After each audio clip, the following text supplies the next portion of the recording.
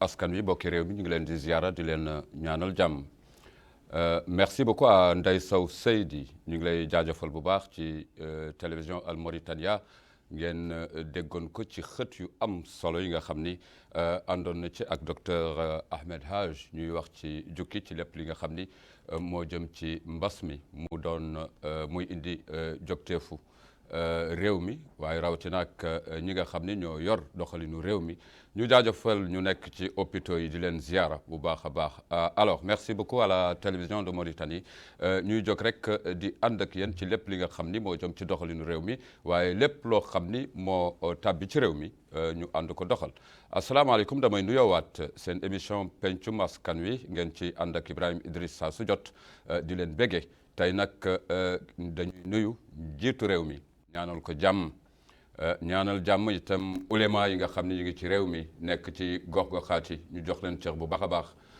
di ñaanal la jeunesse en entier hommes et femmes jaajëfal la société civile également mbokk yi nekk ci secteur informel ñu nuyu leen bu baax a baax ndax jogtee fii am na solo lool les citoyens mauritaniens yi nga xam ne ñu ngi ci bitim réew saa su jot ñu leen di jaajëfal di leen boole ci réew mi ndax am na solo doo génn rek réew mi ñu fàtte la dañuy jël en compte ni citoyen réew mi fu ñu mën a dem ci diwaan yi ci àdduna bi dañ leen di dal des boot mu am solo lool di leen jaajëfal mbokk yi am di jàmm yi ñu ngi rafetlu la délégation malienne Mali nekk suñu réew réew mi ñu jógee na Sénégal ak yeneen i réewu Afrique de l'Ouest yi ci G5 Sahel ak ci li ni mel ñu ànd bokk ndey bokk baay di remercier fële ci Expo Dubaï le ministre malien du tourisme daagu fa xool mbokkam journée muy bés bu ñu jagleel la Mauritanie ca exposition Dubaï am na solo lool kon nag mbokk yi dañuy ànd ñun ñëpp dolli taxawaay ci xeex mbas mi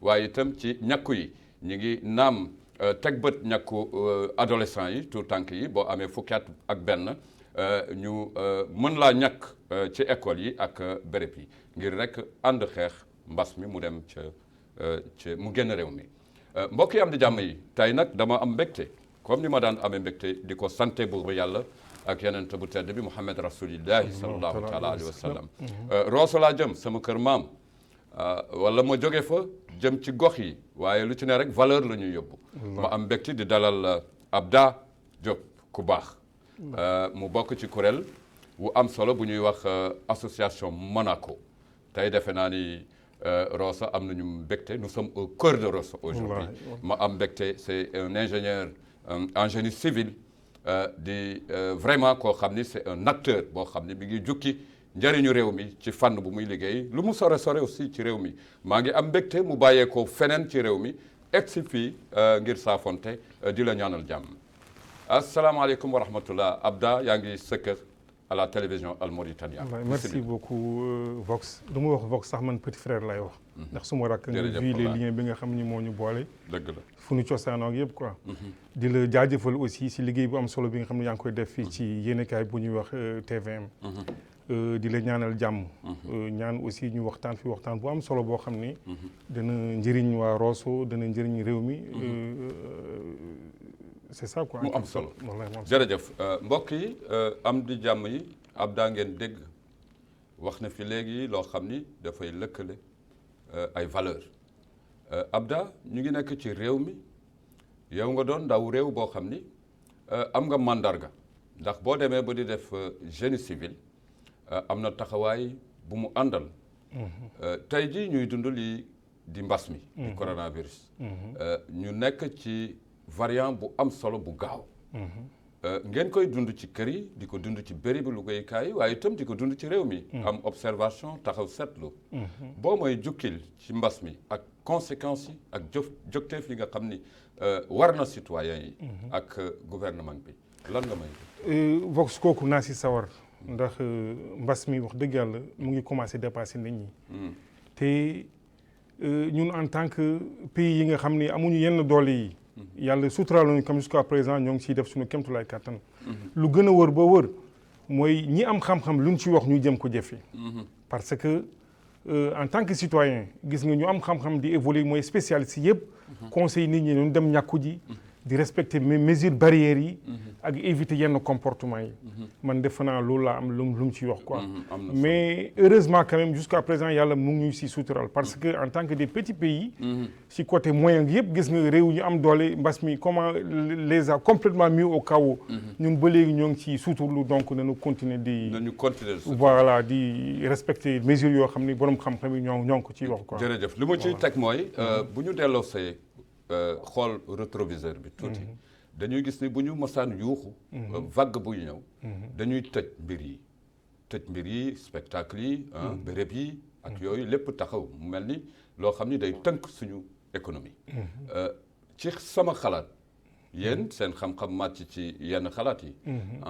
ma gis ni bii dañuy seetlu ni restriction yi tendrul noonu loolu est-ce que xalaatoon yi ñu ngi rendre cette responsabilité-là aux citoyens taxaw mu mel na réew mi ak ñu yore doxalinu réew mi ci fànnu wér-gu-yaram dañuy wax ni du ñu tëj dara ndax pour relancer seen responsabilité en tant que citoyen ça me ramène à une situation très fâcheuse mooy nit ki na jël en compte ses responsabilités sëñ Ibrahima kooku question bu am solo la xam nga tout dépend d'une question de responsabilité xam nga réew mi ñu si gën a bëri mu ñëpp mënuñu liggéeyloo si gouvernement xam nga ñuy liggéey ci gouvernement mooy le secteur formel mu ñu jël yenn restrictions yi ils se basent de leur salaire wala les revenus yi nga xam ne moom la ñu am pour dund si mais calcul presque on peut dire que la moitié de la population c'est des gens qui évoluent dans l'informel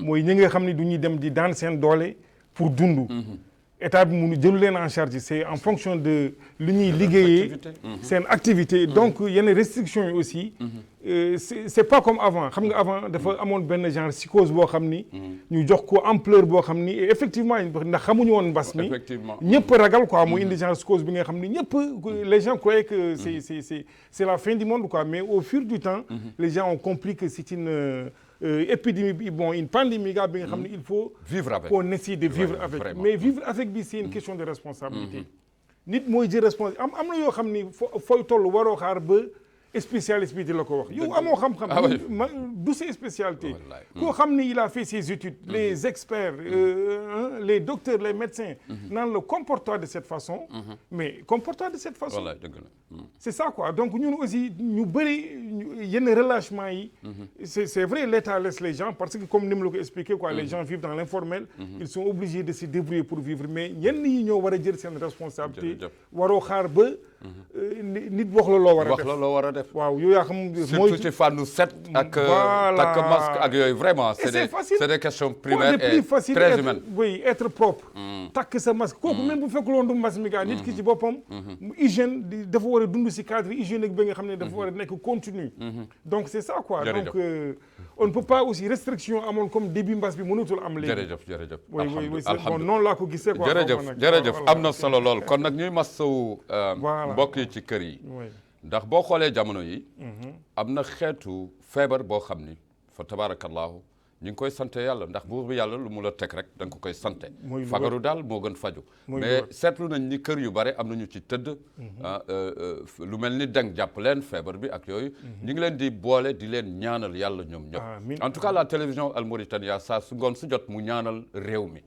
ci yenn ci mbas yi dañuy dolli di wax amin alors dañuy dem fan laa bëgg a xool ci Rosso foo mooy teg ñu toog parce que bu ñuy waxtaan ñu ngi ci télévision Al Mauritania mais il faut ma delloo la Rosso nga jox ma place boo xam ni fan ñuy toog waxtaan kooku day yaatu ndax Rosso yëpp benn la vraiment tey bu ñu fi waxee di wax Rosso on va passer toute la journée émission bi yëpp tànk wax Rosso parce que du ñu amoon benn cohésion sociale bi nga xam ni yàlla moo ñu ko jigleel moo tax souvent damay dégg yenn yi si yenn gox yi ñuy wax le vivre ensemble mais toujours damay am envie tontu leen ku bëgg vivre ensemble na nga dem Rosso boo demee Rosso rek dans l'espace de 48 heures xam nga génération yi il faut nga wax leen lan voilà waaw il faut nga wax leen lan moo tax lu tax bi mooy alhamdulilah lu sunu ay waajur léegi ñu duñu am héritage boo xam ni ak lu nit ki yées war na sàmm tuuti ci héritage boobu te héritage boobu boo ci amee même bu dee tuuti tu ne peux pas un Rossois ne doit pas se comporter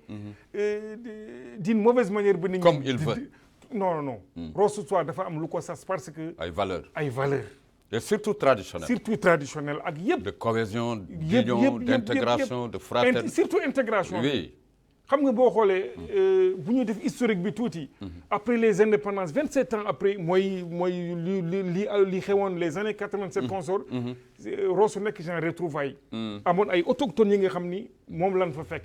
am ñoo xam ni ku mel ne man suma waajur dafa ñëwoon service moo ko indi woon. ak sa ñoom maam macha allah def lu kenn dul naatable. Aljuma Keita ñoom ñëpp Diop Mbacké. voilà léegi. ak wulaat ba njógi ko nekk fa nag yëpp macha allah. suñuy doomu nijaay bàjjan yëpp dund. Et puis, occasion de rendre un vibrant hommage à nos parents. Ndax si ñoom ñoo ñu imposé woon le savoir-vivre. Le savoir-vivre, c'est tolérer ton proche, ton voisin. Ton voisin. Oui. Faut pas se sentir au-dessus de lui, ainsi de suite. Chacun supporter l'autre. Tes parents yi tamit ñaanal nu wax imposer nous dès le bas âge que tu dois supporter ton semblable. Et on a grandi comme ça. loolu tax cohésion Rosso c'est extraordinaire. c'est extraordinaire. gis yow yaa ngi ni gisante noonu c'est comme. ah oui émotionnel. ah oui vraiment mbégte. maa ngi lay wax léegi ni la. Abda maa ngi lay xool. mais lu bare laay gis. sa gannaaw am na solo lool. di nuyu mbokk yëpp fa tabaarakallah bu ma déggee autochtone mbokk yi. mooy ña nga xam ni dañu jël Rosso. ci ay jamono yoo xam ni. ay waajur ñu ngi leen di ñaanal ñu bare ci ñoom ñi nga xam ni.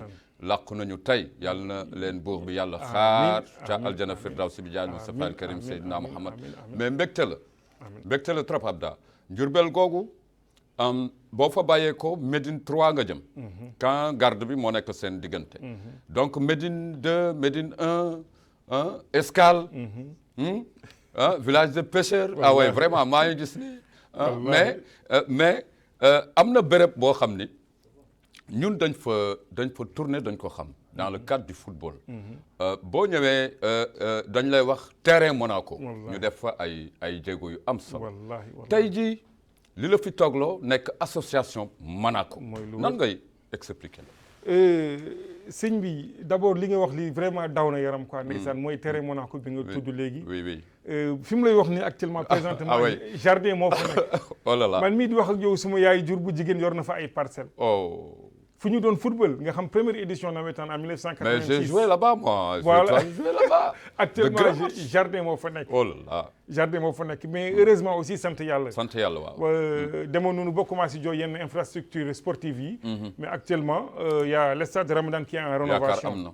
voilà vraiment daw li nga wax tey daw na yaram. li nga tudd Escale Médine 1. ñu fàttaliku ñoom tey mën naa ci boole kër yu mag. turu paa yi sax góor yu mag yi. voilà ba dem nag si association bi nga xam ne tey moo ñu tax a jóg bismillah. voilà donc association bi ñoo ngi koy wax Rosso Monaco.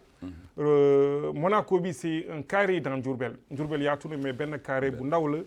mooy comme du ñu doon wax léegi rek si cohésion sociale bi. am fa ndeysaan ay quelques familles un carré très restreint même. ñu dund fa dund bu extraordinaire. ñu vraiment des gens très gentils. des gens qui s'entraidaient. entraide boobu moo dem ba jur association bi parce que ndax esprit boobu la ñu am esprit mooy dimbale koo tane. économie solidaire sociale voilà sociale culturelle ak yëpp. boo tanee nit ki rek da nga koy dimbali. bon comme ni nga waxee léegi carré bi. temps yu association Diourbel moo njëkk a organiser nawetaan les éditions 86. dëgg la et c'est parmi les éditions les plus réussies. les plus riches. du football Rosso. et d'ailleurs ils ont haussé le niveau de sorte que jusqu'à présent. là tu me rappelles des Hneid des. tout le monde les Hneid Fall. les Ndiaga Wade les Mawade. ah vraiment. les Samba Diakité les Bekay Yali Diakité. ça c'est les gens qui ont marqué l'histoire et man ce qui me fait mal dans tout ça. mooy engouement sportif bi am léegi bu amoon temps yu day fekk am nañu professionnel depuis les années 86. dëgg la engouement veut dire. les moyens bu ñu am moyens li gars yi di def léegi ci football bu ñu ko defoon les années 86 mooy édition sportive bu njëkk a am tellement le niveau était élevé le niveau sportif le niveau footballistique était tellement riche que ils ont mis la barre jusqu'à présent c'est pas pour minimiser le gosse actuellement ou pour tuuti leen mais ils n'arrivent pas à atteindre c'est la réalité ça c'est la réalité niveau bi demoon na ba nga xam gars yi mënuñu egg ci niveau bi gars yi ici woon gaan niveau bi di ñaan yàlla nag booy nañu am jom jéem a atteindre niveau boobu malgré tout le temps il y a des difficultés mais ñoo ngi ñaan yàlla ak bu nga xam mooy borom kàttan jàppale amiin d'accord toujours pour revenir à l'association Monaco comme ni mu la ko waxee rek c'est un carré dans Diourbel ñu jokkoo grand yi def ñu jiital lu ñuy wax le droit d'aînesse aîné yi bu ñu waxee ñun ñooy topp seen gannaaw ku néew doole keneen ki jàppale la ku mel na on a traversé des moments difficiles en un moment parce que xam nga c'était l'époque des rivalités de compétition mais c'était des rivalités quand même qui nous ont surpris quand même parce que xamuñu ko woon au niveau de Rosso voilà mais aussi des rivalités civilisées aussi. Malgré que amoon na rivalité entre Toro Diourbel oui, justement, ça c'est la concurrence. C'était la concurrence. S'il n'y a pas de concurrence, il n'y a pas de réussite. Voilà. Ak lu concurrence bu match bi jeexee voilà bu match bi jeexee gars yi def xumbal yi ñu woo équipe yi ñëw et on se retrouvait. C'est ça quoi donc association bi mu ngi judd si loolu. ku mel ne grand Ismaël Thiam. ñu koy delloo njukkal grand exceptionnel. bi ñu demee ba ñu on était à dos parce qu'on n'avait pas les moyens. On n'avait pas les moyens. On s'est débrouillé am na même yenn match yi démb rek maa ngi ko doon expliqué causé ak un de nos membres là am na ba yenn match yi bu ñuy dem di football du ñuy àbb ay godaas nga xam pour ay crampons ñaari personnes yu bokk pointure mu ñu football ndoo parce que benn paire la ñu amoon sa boobu mais on a surmonté les étapes par comme je ne cesserai jamais de citer l'exemple de grand Ismaël Thiam qui travaille dans l'informel à l'époque jël xaalisam def di ko ci def yëkkati niveau ba ñu de professionnel et puis en ce temps on avait des professionnels. c'est ñoom Pape les Ndiaga Wade ñoo doon jóge fii c'était les internationaux. vraiment ñu ñëw ñu yëbbu nawetaan yi vraiment ci niveau bu am solo dem nag ba quelle année yooyu nag nit ñi tasaaru. xam nga après les années 90 les répercussions les gens commençaient à venir maintenant les événements am ñu jàll Rosso tas na tas complètement ça c'est les années 90 vraiment Rosso tas dem ba 2019 par l'initiative d'un de nos cadres de l'association qui s'appelle Pape Ibrahima Kaliloulaye le fils de Mor Diop Mor Diop Papa Mor Diop mais c'est mon promotionnaire nu mu jullite woon mais c'est mon promotionnaire c'est un grand ami voilà Afrique centrale ou quelque part c'est un agent des Nations Unies. Oui, vraiment, oui. C'est un ami, un promotionnaire. Et puis un cadre vraiment exceptionnel. C'est grâce à lui lu nit wax nag na nga ko santé. Il faut du. Avant c'était un groupe de WhatsApp. Xam nga WhatsApp bi am na ay inconvénients mais am na aussi ay avantages surtout boo ko xamee. Voilà boo ko xamee nga mën ko exploiter. Bon mu ni mais pourquoi pas ñun les anciens du quartier on va pas créer un groupe WhatsApp pour se retrouver. Début ce n'était pas une association c'était un panel. Un panel. De retrouvailles ñu retrouver wu ñu ñëpp. man dama jékki-jékki en ce temps ça m'a trouvé en mission ak juge. ma jékki-jékki rek j'ai vu des messages dans un groupe j'ai vu des gens que j'ai pas vu depuis 27 ans depuis 30 ans. Vous voyez. yàlla xam l'émotion que j'ai ressentie. Oh là là. je me sentais vraiment dans une émotion forte. bon mu dem ba benn instant ñun ñëpp on s'est retrouvés les El Hadj Fall qui est un pionnier du groupe. c'est lui le secrétaire général quoi c'est. moo gën a sawar wax dëgg yàlla ci groupe panel bi quoi moom mooy dox yenn tànk yëpp. comme ni mu la ko waxee les grands Ismaël Thiam les grands Tijani qui est le président. les Lassana qui est le trésorier. ñun ñëpp on s'est retrouvés pendant 2 ou 3 mois. on ne parlait que des retrouvailles. nammante bi xam nga ko gisul depuis 27 ans. Oui vraiment. dem nag ba août. c'était le 1er avril li mu lay wax lii mooy groupe WhatsApp bi. 3-4 mois après ben on s'est dit sonn nunu di wax ci ay retrouvailles yooyu. il faut wala du ñëw rek xëy du ñëw rek salaamaaleykum. il faut mu ngeen externaliser. li nga xam ni moom mooy jëf yi ci biir plateforme après ñu génnee quoi idée nammanti bi xam nga loo namm nit ki boo ko nuyoo rek jeex na vraiment on s'est dit bon pourquoi ne pas essayer de progresser comme que nous on est habitué à jouer dans le social nañu jéem a avancer c'est comme ça que l'idée de l'association sorti le 17 août 2019 ñu nani au lieu de passer tout son temps à des messages na ngeen def ak yooyu mieux vaut faire quelque chose de concret ñu transformer ko en association suñu président ku ñuy wax Tijani wul suy lim def ci jéego yu am solo tout lépp lu association di war a def ci côté administratif def na ko mu dus macha allah ñoo ngi koy delloo njukkal mu sawar si lool dem fu nit war a dugg def pour génne papier dugg na fa malgré qu'on le critiqué xam nga nag boo jiite. non mais critique dafa baax sax. waaw boo jiite rek nit ñi. mooy yokk doole. mooy yokk doole. waaw day am na autocritique mais lu ñu critique. du ñuy def ci benn cadre boo xam ni. du ñuy def prise de conscience yàlla may ñu aussi ay grands yi nga xam ni généralement. ba fi mu lay wax ni vraiment des valeurs. ils ne prennent que des bonnes décisions. des bonnes décisions. moo tax quand quelqu'un décide ñun duñ ci nopp parce que toujours c'est des bonnes décisions. c'est comme ça bi mu nekkee association. yàlla def temps yu juste ay mbënd. mooy nawet inondation bu métti inondation 2020 yi. kooku mooy suñu première action.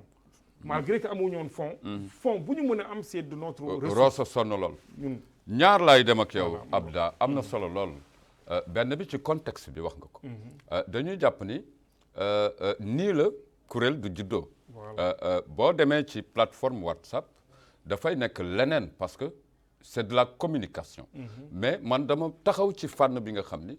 moo boole nit ñi di ay valeur da nga ko wax moo koy rafetlu trop aussi parce que boo nee carré dana dem ba nekk lu public dana dem ba génn réew mi parce que xam naa lu tax ma wax ko mooy da ngeen résumé valeur yi nga xam ni yéen a ngi ko jël ci ñi leen mag addina bi léegi fu mu toll mooy y a un problème de transmission des valeurs valeurs yi ñu am ñun ñu fexe ba jukki que génération yi nga xam ni ñu ngi ñëw fan la doxul on dit que génération yi ñoo fougueuse ñoo jóg yàkkamti ba transmission boobu doy waar mais maa ngi rafetlu fi mu juddoo ndax valeur yooyu laay partagé ak yow Ndiourbel Rosso Escale di ci nuyu la famille Aljuma Keita di leen jox cër Bouboulo vraiment oui bu ma ñëwee les Seydou Ba Médine 3 et puis d'autres familles Aminata Bilal Diop là-bas kër Babacar Ndaw kër Ahmed Diop nañ ma baal de comme ça c'est autre chose famille Ngayeen kër Mbaye Wade El Hadj Ali Dia le vieux Maodo Diop di Bac les deux Mamadou Diop là vraiment c'est autre chose fàttewuma sama yaay Saw Gaye yàlla na suuf sedd ci kawam fa tabarakallah mais li ma doon wax léegi Abda mooy mën naa koo ngeen jëm xam naa ko Monaco bële bu mag bi ci ay lëkkaloo ak yooyu mais mbokk bu ma waxee Monaco damay wax ne tur bi du contexte àndul ak contexte Rosso wala suñu réew yi Monaco lañ jëm am na lu tax damay fàttali mbokk yi ni équipe nawetaan la woon Monaco la grande équipe bu ñu xam mais valeurs yi moo am solo fu ngeen dugg wallahi c'est la vérité am na solo lool mbënd mi mës nga dégg mbënd ci Rosso en tant que Rosso sax mbënd inondation mës nga ko dégg parce que mbënd ngeen commencé seen première activité wallahi mais mës nga dégg mbënd bu mës a am à Rosso amoon na mais yàgg na l'inondation de inondation de 1950 voilà de 1950 defe naa mooy bi bërën mooy dig bi gaa defe naa dig bi bon man personnellement c'est l'histoire seulement damay dégg quoi côté historique gars yi di raconté mooy dig bi amoon la temps oui mais Rosso fut déplacé à Rosso Sénégal pendant une très grande période voilà dégg naa histoire boobu bon mënu ma ci sore parce que mais man si lu ma assisté daawoon na am yenn kii yi mais surtout côté Satara bi rek moo bëri woon am ndox mais ces dernières années ça nous a un peu dépassé ba association bi def si jéegu yu am solo te c'était juste les débuts de l'association ñu si mel na ñoom ndëri ak heureusement amul naka ngeen ko organiser parce que am na solo laaj na c'était réussi aussi hein. C'était réussi mais je le témoigne. On n'avait pas de moyens matériels on avait et puis c'était aussi les moments où la caisse n'était pas tellement garnie. C'était les débuts comme ni ma ko waxee quelques mois côté financier on avait des sommes une somme bi nga xam ne et puis nos ressources aussi viennent de nos propres moyens c'est des cotisations en ce temps même c'est les bonnes volontés parmi les bonnes volontés comme ni ma ko waxee ñoom Ismaël Thiam wala le Ibrahima Kaloulaye bi mooy wax bi généralement c'est l'élément moteur fu ñu jàqee moo gën a débloquer situation yi quoi moo débloqué gars yi rek sur le champ débloqué xaalis dem si famille yi y avait des enveloppes de 10 000 ouguiya maanaam 1000 ouguiya le MRU ñu partagé ko aussi beaucoup de familles les familles les plus démunies et d'ailleurs xam nga lu ma neex ci Abda ci formule boobu ça m'a surpris d'ailleurs parce que j'étais avec vous à Rosso merci beaucoup xam nga nit ki dafay jóg à chaque fois mu xalaat ne ki mu bëgg a dimbali toujours dafay xool lu mu bëgg moom def mu yóbbul ko ki mu bëgg a dimbali boobu ngay gis ceeb dëwlin à chaque fois qui revient mais quand j'ai vu l'association Monaco ñu jël de l'argent en espèces def ko ci ay enveloppe ci sutura di ko jox borom kër su boobaa ki ngay dimbali mooy xool fu mu amee problème mu def ko. wallaay ça vraiment loolu xaw ma naka ngeen ko xalaatee. mais war nga ci taxaw tuuti. grand yi rek grand yi xam nga ñun par exemple man mi membre la mais yàlla dafa ñu dimbali quoi ci association bi. am na ay borom xel yuy nàcc si tous les domaines. On a des financiers, on a des économistes, on a des littéraires. Domaine boo indi yàlla sutural. Nous sommes une association. Rosso en entier, c'est comme ça. Par exemple, tout récemment, on a élargi même. On a élargi l'association. Ce n'était pas maintenant le cadre d'Urbel, on a élargi. Maintenant, c'est Monaco Rosso. Tous les cadres yi nga xam ni ku ñu si mel ñoom Tafa Keita les grands Ahmed Cissé les grands Aous. ñoo ñëpp caravane médicale bi bon avant ñu dem ci caravane bi mooy mbënd bi. effectivement gars yi ñoo jox idée même avant ça. am na lu mu la waxul. du ñuy def ay képp ku am tolof du ñuy yëkkati xaalis jox ko une pet. une caisse sociale. caisse sociale su sutura. ñaanu yàlla boo ma nee une pet moom damay kontaan. mu ngoog. kenn du xam nu mu demee. képp ku am tolof. entre nous du ñuy débloqué dem jox la ko fekk kenn xam kenn xamul nu mu demee kenn du xam nu mu demee. et quand comme ni mu la ko expliqué rek. nous d'abord c'est le droit d'aînesse qui prime. quand l'aîné parle nous on parle ñun comme ni mu la ko expliqué ñoom grand Ismaël Thiam wala ñeneen ñi bu ñu waxee ñun duñ ci teg suñu baat. c'est comme ça qu'on a trouvé nos parents. oui c'est des valeurs. bu ñu waxee duñ ci teg baat. c'est des valeurs oui. ak lu ñu mer bu grand Ismaël waxee ñu ne ko non ça y est jeex na bu keneen c'est ça quoi ou bien ñu nekk ci décision kenn ñëw naan bàyyi na lii def na lii loolu la. te généralement lu ñuy xelal xel yu baax la. c'est comme ça. oui jël enveloppe jox ko ñu néew doole yëpp. et puis on a choisi les familles ñi nga xam ni ils sont vraiment dans le besoin. ñu yëkkati enveloppe yi une pet dem jox leen ko. am na solo. oui am na aussi yeneen ñu nekkoon ci ay tolof. ñu jël des sommes très importantes. ñu jox leen ko une pet fekkee xam nu mu demee. on a un jardinier qui est fait parmi nous. kooku ndeysaan Taka war nga ko xam. oui bien sûr. mais un gars il est où un gars exceptionnel. oh là là. Taka yàlla na gudd fan. un gars bu noble. oui bu ñuy wax exemple de dignité. vraiment ñëpp dem moom si suufam la dund. avec son jardin c'est ça qu'il nourrit sa famille. oui. Ibrahima Kalou lay def une délégation ñu dem xool ko jardin defal ko ay xéewal. te ba léegi def naa am na aussi ñoo ngi koy war a jëlal yeneen kii pour jàppale ko ci li mu nekk. inchallah d'autres c'est ça quoi avant d'arriver à la caravane. am na solo caravane médicale mooy nga fekk mbokk yi nga xam ni dañoo am ku ne xam na ni feebar yi bare nañ. gox-goxaat yi mbokk yi seen doole néew ay doomaanu Rosso xalaat bi ngeen am. surtout association Monaco jóg ngir dimbali aji feebar yooyu journée médicale wala ay bés journée benn bés wala ay bés naka ngeen doore ak ñan ñoo leen dimbali. voilà une question très importante te ma sawar di ci tontu mooy après bi mu waxee mooy à part ndimbal yu ñuy def yi si suuf ak jàppale ñi nekk si difficulté ak yëpp. caravane bi du ñu jékki-jékki rek. ñu commencé naan mais passons aux choses sérieuses. maa ngi siy remercier ku si mel na grand Moussa Lo nekk États-Unis Moussa Bouboulo. ñoom Kaaw. Lo moom mooy même représentant diaspora. un gars qui est très actif. à New York vraiment ñu koy jaajëfal xelam di nàcc aussi si yenn ñoom Abou Gadio en France et tout ça. ñoom ñu représentant diaspora bi. ñu def pression naan mais pourquoi pas ne pas faire une activité bi nga xam ne on va marquer nos empreintes. automatiquement grand yi indi caravane médicale bi. man mii di wax yow man xaw ma caravane médicale musuma ko def. mais ñu am chance comme ni mu la ko wax mbooloo mooy doole des grands je profite pour rendre hommage à grand Tafa Keita. ku baax la il était muy ku baax. vraiment. grand Ahmed Cissé. non seulement ils ont pris la caravane au sérieux El Hadj Fall mooy le pionnier El Hadj Fall mooy Baye Fall Rosso Monaco. ak lu waay wax na ko angul quoi. c'est quelqu'un guddeeg bëccëg.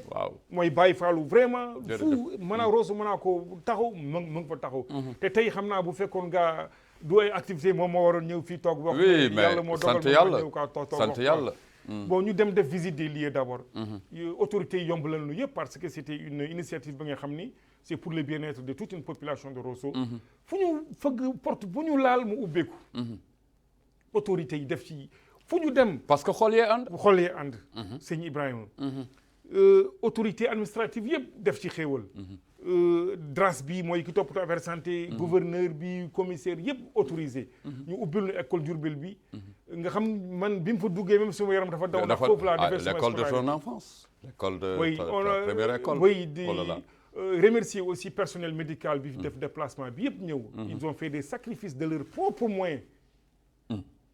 ñu am ñu déplacé ba ñoom grand Edou déplacé wu Nouadhibou ñëw ba Rosso les grands Moussa Oumar Diop aussi c'est parmi les cadres vraiment un grand bi nga xam ne xam-xamam day naaj beaucoup il anime le panel te idée yu rafet rek lay wax quoi te xam nga macha allah borom xam-xam la voilà ñoo ñëpp ñu ñëw ñu boole xam-xam yi nekk benn ñun toujours ñooy nekk seen gannaaw ñu organiser caravane bi il y avait des ateliers de pédiatrie de cardiologie de diabétologie il y avait beaucoup de secteurs avec les généralistes amoon na benn atelier bi xam ne c'est des docteurs généralistes avec des spécialistes ñoom ñëpp en l'espace de 48 heures ñu consulter plus de 3000 patients 3000 patients ñetti junne wallahi est-ce que médicaments ñu amoon ay lot médicaments partout on a eu des donateurs di remercier ñëpp nag bon bu fekkoon c'est une association il y a des politiciens qui nous ont aidés mais suñu association nous on ne parle pas de politique oui justement il y a que l'engagement traditionnel et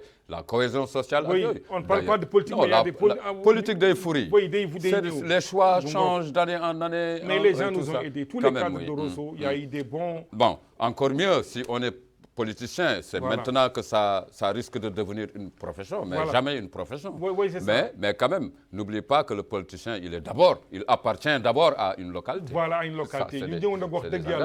Ñu ñëw et puis dara man je fais parmi des gens qui étaient un peu pessimistes au départ man xaw ma luy caravane te affaire bi ñu jox ko communication bi jàll rapidement. effectivement. xam nga Rosso dafa. oui tuuti communication bi jàll. dafa tuuti te rëy. voilà rëy dafa tuuti te rëy waaw. y a une caravane médicale les gens vont soigner gratuitement. dem nag ba communication bi ëpp ñu doole. mais yàlla ak suturaam on a pu maîtriser la situation. caravane bi c'était le 25 et le 26 décembre passé tous les cadres déplacés wu ñëw. vraiment on a vu. oui ñu ñëw en l'espace de 48 heures comme ni mu la ko waxee on a eu des résultats extra dem le premier jour ñu nekk en rupture. totale de médicaments logistique. mais yàlla ak suturam on a posé le problème des bonnes volontés sur le champ. on réagit automatiquement. En l'espace de 2 heures de temps. Vive l'union fait la force. Voilà, l'union fait la force. Et la caravane a fait preuve de la solidarité de ce qui est Rosso. Alhamdulillah, c'était une réussite totale et c'est la première expérience. Il y a une expérience aussi war a topp. te fekk maintenant on est toujours on se cherche. On est en train de structurer l'association de plus en plus. am na solo. pour mu gën a amaat solo encore vraiment jamono yi ñu ngi remercier mbokki Rosso sa yëpp jox leen cër bu baax a baax.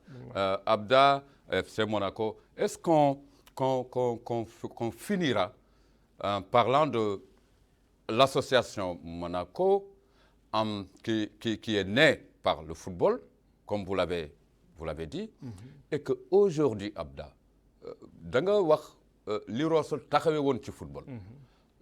C'est agréable de voir notre équipe nationale perdre comme ça ou chuter comme ça en Coupe d'Afrique des Nations. Qu'est-ce que ça te dit? Monsieur Ibrahim, xam nga faut pas aussi être trop méchant envers notre équipe nationale. Pourquoi? Moi, je fais parmi les gens qui les défendent. Oui, qui les défendent justement. Oui. Pourquoi? Bon, parce que nous sommes en phase d'apprentissage. Justement, avec les valeurs de grand football que Rosso a déjà connu, les générations. Aujourd'hui, c'est possible? Bon. L'apprentissage? Non, bon, apprentissage, c'est à travers la CAN. Ok. Bon, là, ça, il faut situer les responsabilités. Il y a quelques échecs de quelque part. Par exemple, bon, indexer la fédération directement serait peut-être trop. Mais d'une part, il y a des failles quelque part quand même. Mais en tout cas, dans le en football aussi, défaite Bogis, c'est pour alerte pour que c'est une réussite. Alerte pour. Ça t'aide à te replacer. Man, fédération bi lay condamné.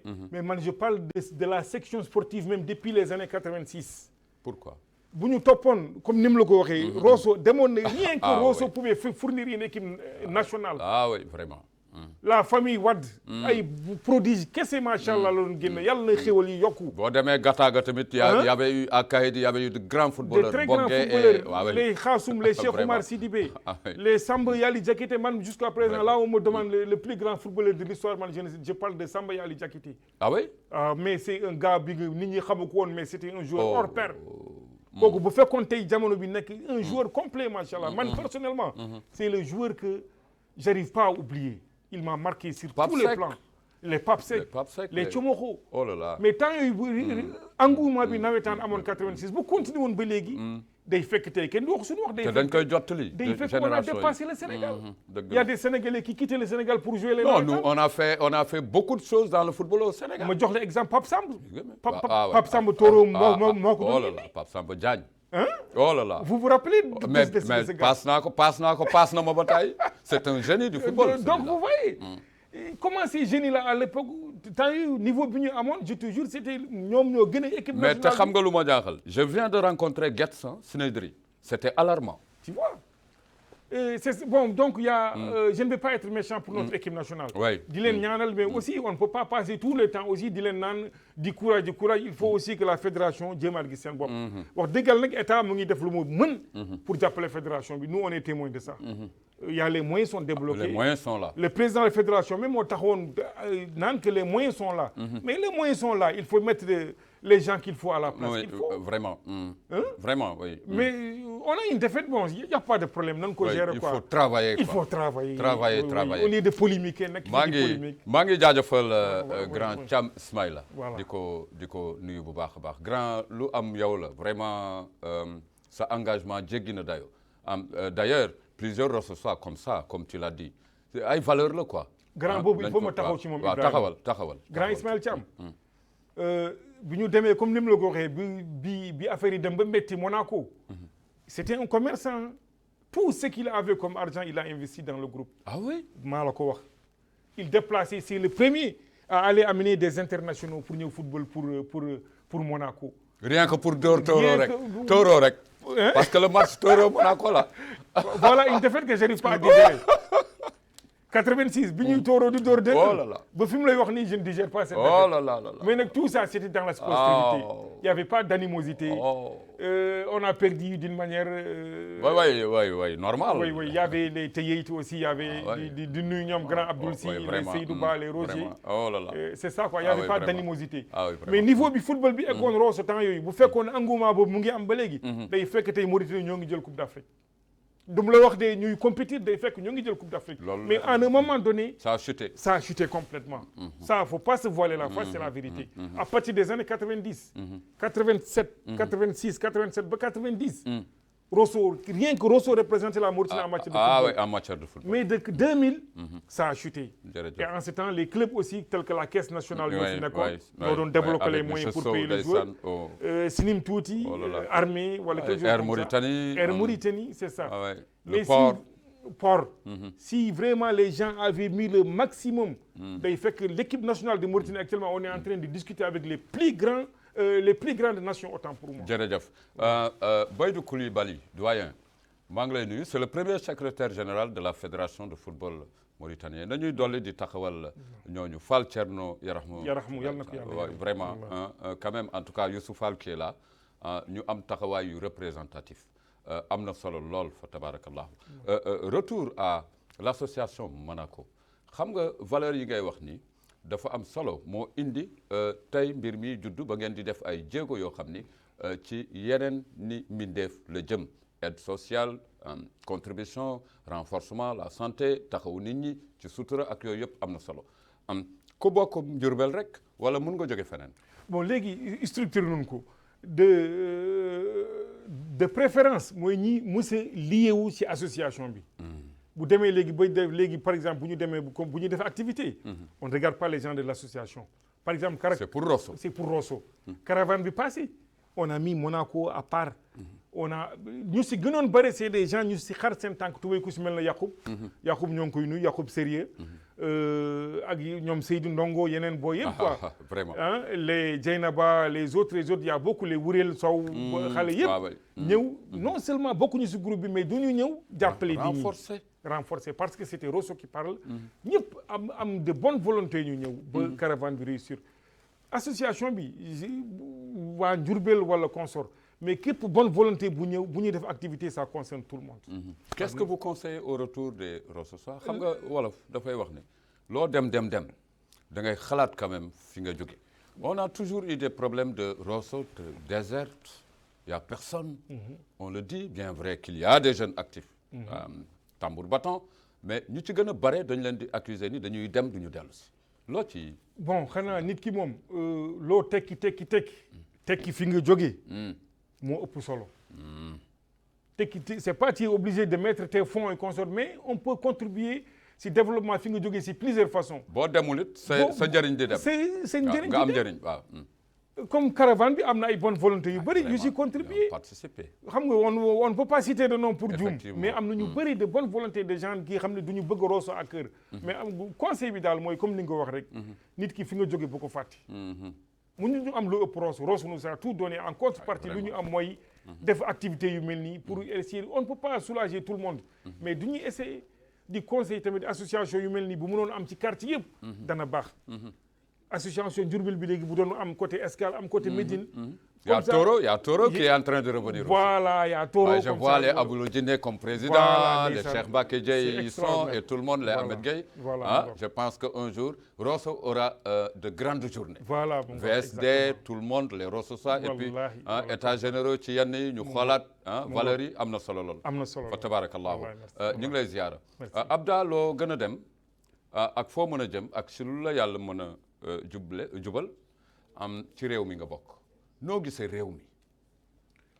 bon réew mi actuellement d'abord lu gën a mooy niveau de vie bi d'abord xaw na métti nag. nit ki ak lu mu bëgg suturaal yëpp naan léegi réew mi lépp yomb si la vie est devenue très difficile pour les gens. bu ko nit waxul rek day wax lu ko neex te nit na wax te yàlla tax. on n'est pas là pour faire plaisir à nit ñi wala consommer mais la vie est devenue excessivement chère. surtout ñi nga xam ne ay salaire la ñu am. yow borom kër nga lim lay wax xam nga. dëgg la xam naa loolu. am nga dund bi cher na.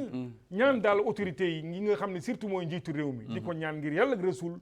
moom moo njabooti nit ñi moom la nit ñi di mën a waxal. na gestu population yi. ndax ku sonn même bu ko yëgul na xam élément am la moom tey moom la yàlla may moom moo jiite ñëpp. di ko ñaan en tant que autorité suprême. na def ces ministres là wala ces ñi nga xam ne ñoo koy liggéeyal nañu gëstu askan wi. askan wi sonn nañu te ku ko waxul rek da ngay wax. moom ku ko waxul da ngay wax. waaw taxaw nag di naan yàlla ak lay nuyu te nit kooku moom kooku moom du ma ci fekk. métti na ku waxul réew mi métti na actuellement da ngay wax lu la neex. la vie est devenue insupportable. surtout pour les gens qui ont des salaires yi nga xam ne des revenus xaw na métti tuuti. vraiment njëg yi cher. njëg yi cher. naka ngay jëndee saaku ceeb je ne sais pas combien wala saaku suukar à 20 000 ouguiya te salaire bi nga xam ne da ngay fay say doom du ñuy jàng. et y a tout le temps des imprévus. da ngay fayeeku tey 2 jours après nga nekk di daw doo ko gis. kooku ba wax dëgg yàlla nag état bi war na. c'est vrai l'état ne peut pas tout subventionner aussi faut pas se voiler la face. l'état ne peut pas être partout. mais war na fexe ba mu alléger souffrance population. waaw da ngay xool fu population yi amee problème. nga jëm fa laal. jërëjëf l'emploi des jeunes. bon l'emploi des jeunes chômage bi bëri na moom. chômage bi bëri na trop famille bu nekk léegi surtout chômage bi bëri na tellement bi nga xam ni jeunes yi da nga leen di yërëm. man souvent je vois des cas une fois je faisais un voyage là j'ai vu un jeune je partais à Rosso ndeysaan il partait à Rosso mu ne ma grand man de passe laa bëgg man ko kaay ma yóbbu la. on est parti on a voyagé ensemble mais j'ai vu comment ce gosse là souffrait et qu'il y a des milliers d'autres comme ça qui ont du mal à avoir 10 ouguiya pour payer du pain. donc employabilité bi ñoo ngi ñaan employabilité bi quoi. na si état bi encore jàppale ko jeunes yi pour ñu jéem a. wéy am jërëjëf en tout cas pas plus tard que hier il y a eu le lancement de la 3e phase. du projet mon avenir. 700 et quelques jeunes ont postulé.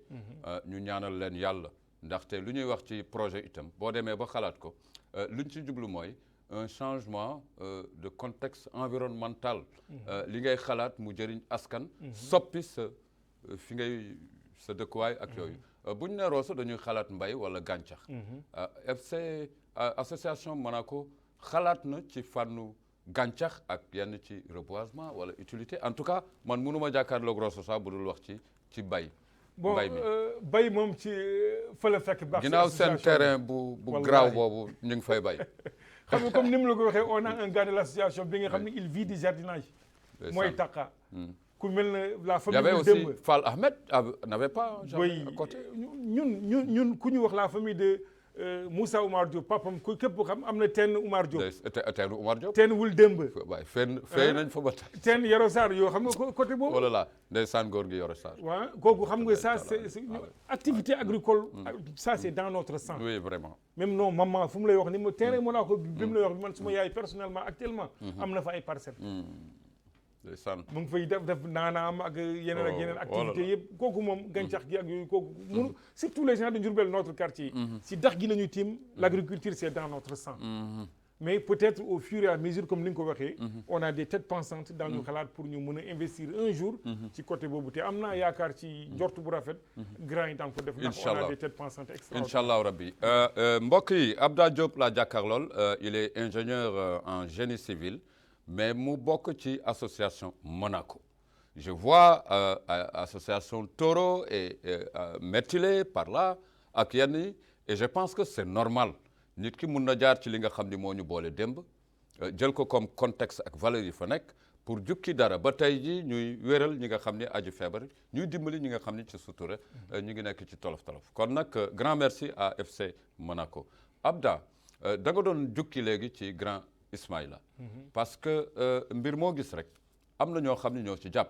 waaye il y a des personnes de référence yoo xam ni il faut ñu leen di dooleel di taxaw ci ñoom loolu dama la daggoon pour ma indi ko ci njeextalu kii bi booy joxe référence ci leader wala ci taxawaay ñan nga koy jox à travers mooy ki nga tudd quoi léegi le gars le monsieur que vous venez de citer mooy grand Ismaïla kooku mënuñu doylu quoi di ko sant li muy wax kooku su may waxee activité am lu mu def ci sacrifice il voyageait xam nga rek temps pour rien que pour la réussite de l'équipe lu ne la ko jaral lu ne mu dëgg ko ci tamit jël lépp lu mu gagné woon ndeysaan si c'était un commerçant à l'époque lu mu gagné woon mu yëkkati équipe bi il nous a rehaussé ndeysaan te léeg-léeg une fois lu mu ci gën a triste mooy une fois ndeysaan il a amené quelqu'un waa ji am blessure bu grave am fracture c'était un certain Samba Ñeppe ndeysaan il est décédé yal na ko yàlla yërëm amiin yaa rabbi ndeysaan c'était un gars de Ganila je ne sais pas mu indi ko ndeysaan kooku damm bàcc ndeysaan un grand ami un grand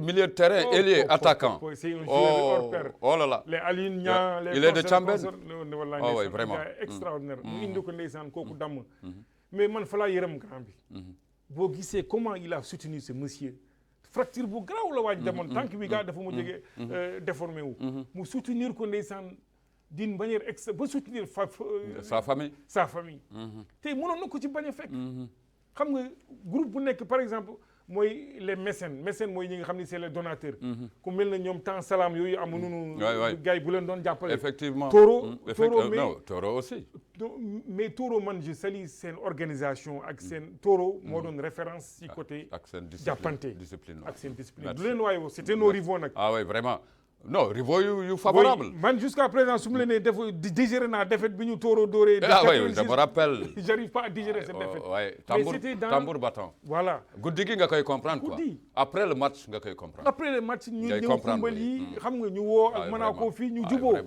et bu jeexee aussi on se retrouve on est des frères bu cohésion boobu amoon rek du ñu am gaan mais grand Ismaël lu ko waay wax tuuti na di jaajëfal aussi le Baye Fall de l'association mooy Ndéri Fall Pape Ibrahima Khaloulaye moo indi yëpp ba nit ñi mooy notre agent des Nations Unies là effectivement grand Tafa Keita ñëw na def apport vraiment ça venu à apporter les grands Edou le président Tijane ak ñoom ñëpp les grands Alioune ñoom ñëpp suñ fi nekkee di lim damay jum lay laasena les Kaawlo Umris ah oui vraiment Umris les guerriers xam nga day aalu mais guerrier non li ngay def nii dafa grave ça ne peut pas continuer non c'est extraordinaire ça ne peut pas continuer le temps ne nous le donne pas c'est très émotionnel voilà c'est ça donc loo bëgg a wax recommandation te laajuma la ko recommandation bi rek mooy man de préférence association mel ni yu bëri judduwaat ko ñu mel na ñoom Métilé ñoom Toro créer association mel ni pour ñëpp suqali quoi le maximum possible dimbale ñu na gën a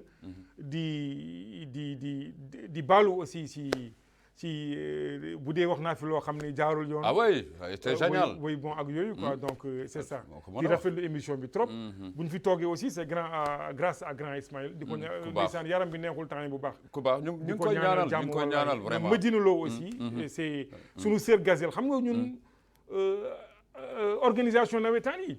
en réalité c'était l'association Diourbel moo initié woon nawetaane gépp donc rendre occasion pour les rendre hommage mooy l'association Diourbel composée des gazelles sunu sœurs yi ñoom Aïssata Sarr les Mariam Polel les Medina Lo les Dado Lo les Ramata Kanissé les Kadiaba ça c'est des gens exceptionnels ba tey nag ñoom ñoo téye association bi ba tey fu mu lay wax ni fu fa saa yu mais y a d'autres seen lëkkaloo par exemple xam nga boo créé mbir da ngay xool ñiy def lu ni mel ngeen ànd lëkkaloo y a Sunu Rosso à côté d'autres associations seen gis-gis par rapport ak seen existence bon actuellement boo xoolee association bi presque dafa regrouper pas mal de localités Diourbel bi xam nga Diourbel amoon na Monaco am na Dagg oui mooy les grands Tafa Keita la famille de Keita oh là là mais Tafa Keita léegi il nous a rejoint ku baax et puis wax dëgg yàlla son apport a été imminent apport ba mu indi ci caravane bi xam nga il est expérimenté sur ça def na beaucoup de caravanes oui avec la PGR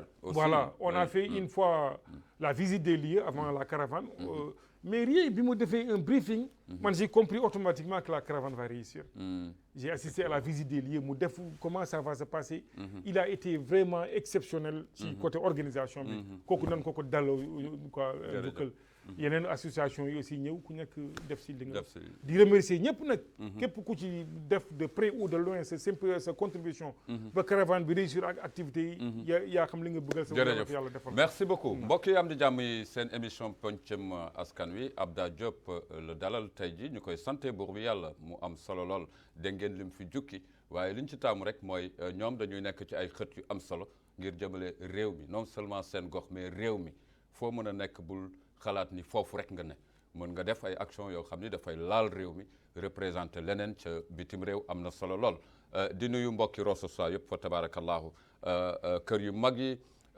ulema yi fondation Roqiyatu Rasoul bi nga xam ni Rosso Soir yu bari ñu ngi ci di nuyu sa présidente Astou Ndaw di ko jaajëfal ak ñi nga xam ni ñu ngi ci biir Cheikh Abdel Aziz ñu ngi lay bégge bu baax a baax ca Hadra Zawiya Haj Mbay Wadd di ko jaajëfal bu baax a baax fàttewuñu tamit imam yi ci jàkk yi ak jumaa yi nekk Rosso duñ leen mës a fàtte fa tabarakallahu di encourager la reconstruction du stade Ramdan de Rosso ndax am na solo di wax ne pont bi nga xam ne ñu ngi koy def ci Rosso yàlla na jur jàmm bëggoon naa ci dugg ak yow fa tabarakallahu ak yenn espace économique ak prox ndolo yu mu mën a jur waaye Rosso Soir comme ni nga ko waxee war na mun a xalaat dellu si loo dem nga dellu si am na solo lool. sëñ Ibrahima wax nga lu am solo. surtout pont bi nga pont bi waaw da nga ciy dem bu gaaw. waaw ndax waxoon naa la ni temps bi mënuñu doy. temps bi mais pont bi. c'est une opportunité. il faut que Rosso Soir yi xam mais opportunité aussi yaa xam na nga koy exploiter. d'ici quelque temps. Rosso va avoir un autre visage. incha allah. te moom la ñu yaakaar que. incha allah dañu apporter du bien incha allah soxna Fanta Diagne ñu jaajëfal lu baax mi ngi ci réew mi di ko dalal ak jàmm di nuyu Awa Der ak Saïd Ablaye Lo fàttewuñu mbokk yi ci panel yi aussi ndax am na solo sunu Rosso ak ñooñu mais lii c'est un grand exemple boo nekkee ci panel ñun tubaab du ñu moom du ñu yóbbu donc lim ñu indil ñu koy jëfandikoo ci ay xarañteef nañ ci xool la bonne vision liñ ci mën a jukki mu amal ñu jariñ ñu def ko waaye di ci def naka su noonu kenn taamu ko di jaajëfal mbokki Rosso Soir yëpp di leen béggee sama soxna Khadija di la béggee bu baax a baax jox cër mbokki yëpp jaajëfal leen Abda am naa mbégte donc mbokk yi jaa ngeen jëf Ibrahima Idriss jox leen cër bu baax a baax di leen jox daje incha allah ci beneen numéro ak ëttub Dekkal Cosaan àllarba incha allah ne ko ñëpp xaar bi imaani la di jaajëfal réalisateurs yi rawatina caméraman yi di jox cër ñëpp fa tabarakallahu mbokk yi am di jàmm yi yàlla na jàmm yàgg ci réew mi ngeen dolli farlu xeex mbas mi di takk masque yi mesure barrières yi am na solo lool waaye dem ñàkku ji moo gën a wóor asalaamaaleykum wa rahmatullah wa barakatuh